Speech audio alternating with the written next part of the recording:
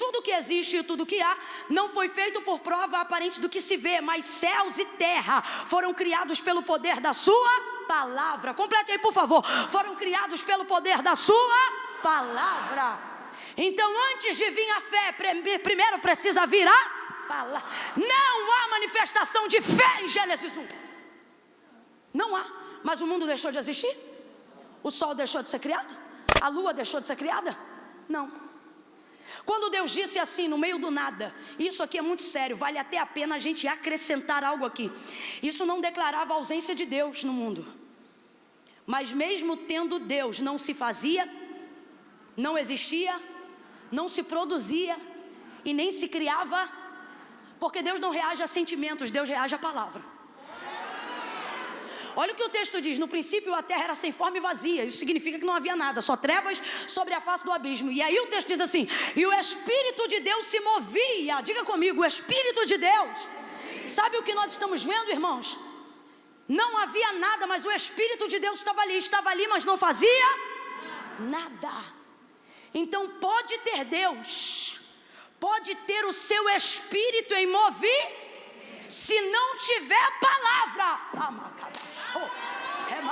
Não, vou falar rasgado e você vai entender. Pode ser do monte, do recanto, do profundo, do escondido, do ché, do prado, prevoar. Meu irmão, se não tiver palavra, não vai acontecer nada. Deus pode estar no meio, Deus pode estar presente. Se não houver palavra, não haverá reação. Porque Deus reage diante da sua palavra e Ele tem compromisso com a sua palavra. Por que Jesus diz, antes de ser assunto aos céus, a declaração que finaliza seu momento aqui na terra: se vós estiverdes em mim e as minhas palavras estiverdes em vós, pedireis o que quiserdes no meu nome. Ele diz, eu vou pensar? Ele diz, eu vou estudar o caso? Não, ali a declaração é imediatista: se vós estiverdes em mim e as minhas palavras estiverdes em vós, pedireis o que quiserdes no meu nome e isto vos será feito. Feito. Palavra. Quando observamos então Gênesis 1, vemos o poder da palavra. Eu gostaria que você sentisse a solidez que está debaixo dos seus pés. Veja se esse chão é firme o suficiente. Bata aí, por favor. Está firme? Dá uma olhada no teto, muito bonito por sinal. Me parece ser uma cobertura segura. Se chover lá fora, chove aqui dentro?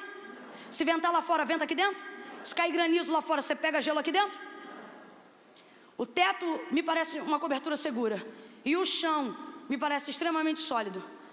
Mas nós lidamos com a palavra como se fosse algo abstrato e inexistencial, só porque não pode ser pisado e porque não vemos essa cobertura.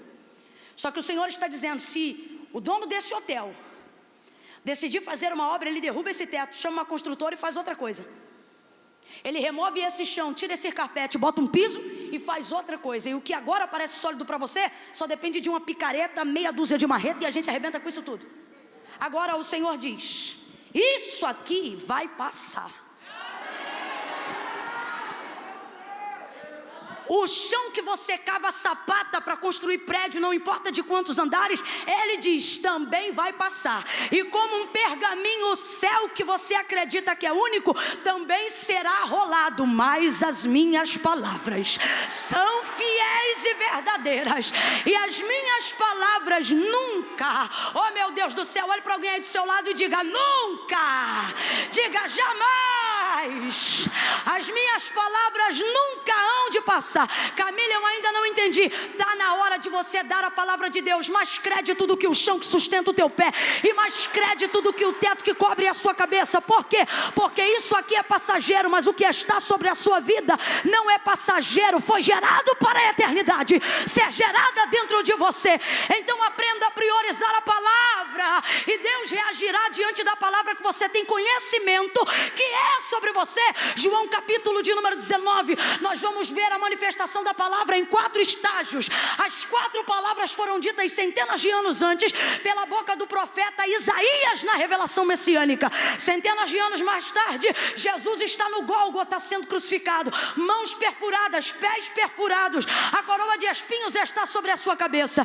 E a primeira citação da testemunha ocular, que é João, que ficou até o final e viu tudo o que aconteceu, ele disse, esse testemunho é verdadeiro, eu vi e estou contando para vocês que vocês também creiam que é verdade o que ele diz. E o que ele diz, João? E ele começa a traduzir e a trazer em cada ponto do momento da crucificação de Jesus o que Isaías disse sobre esse momento. Por exemplo, a abertura textual, que ele começa a dizer isso, aparece quando os soldados tiram a sua túnica, lançam sorte e rasgam as suas vestes em 4 partes.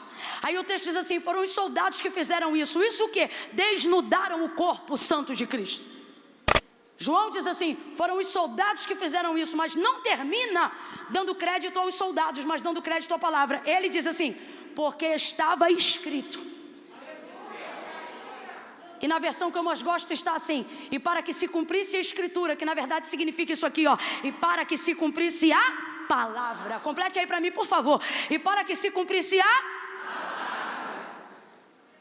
Aí ele reproduz o que os soldados fizeram, dizendo: dividiriam entre si as minhas vestes e lançariam sorte sobre ela.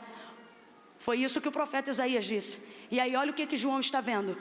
Ele está dizendo: pela vista foram os soldados que fizeram isso, mas pelo que eu conheço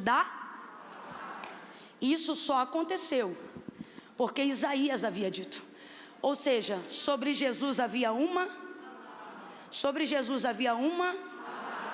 Olha o poder da palavra. Olha o poder da palavra. O inimigo está ali, porque os soldados se posicionam como adversários. Se você não tem conhecimento do que está sobre você, tudo você atribui ao diabo, e às vezes é a palavra em movimento. Não, isso aqui é muito sério.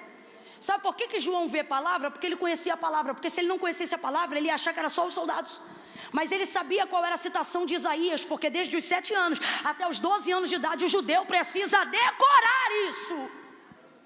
Então ele sabia o que a palavra dizia. E enquanto ele vê coisas acontecendo diante dos seus olhos, ele não consegue ver isso de maneira natural. Ele vê a manifestação da palavra. Mesmo quando o adversário se levanta, mesmo quando as vestes dele são rasgadas, ele diz: isto aconteceu para que se cumprisse a palavra que diz: dividiram entre si as minhas vestes e lançaram sortes sobre ela. Ou seja, por ter conhecimento do que a palavra falava, não deixou o sentimento destruir o que ele via. Ele olhava e não via soldados. Sabe o que ele via? A profecia de Isaías se cumprindo. Ele olhava e não via a vergonha de Cristo, via o cumprimento da palavra que Deus havia liberado sobre o Filho pela boca do profeta Isaías. Mas por quê?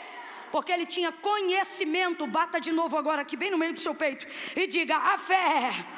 Diga, a fé é verdadeira. Diga: a fé. Camila, eu não gosto de gritar, mas hoje você vai ter que gritar porque a pregadora é pentecostal. Diga: a fé não sente. Bote a mão na cabeça e diga: a fé sabe. E o que a palavra manifesta? Manifesta aquilo que eu sei. Esse é o primeiro ponto. Ele olha, Jesus está passando o maior momento de vitupério e de vergonha da sua vida. E sabe como João interpreta isso? Vendo o inimigo trabalhar para cumprir a profecia que Deus deu. Você olha e diz soldado, você olha e diz adversário. João olha e diz: os soldados fizeram isso porque sobre ele havia uma palavra. Sabe o que é isso? É aquele que é opositor, sem saber, está trabalhando como um ponteiro que obedece à engrenagem de um relógio.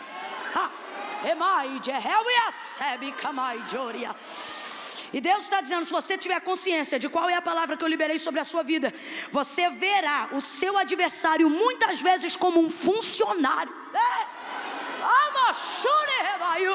para fazer cumprir aquilo que Deus já liberou sobre a tua vida.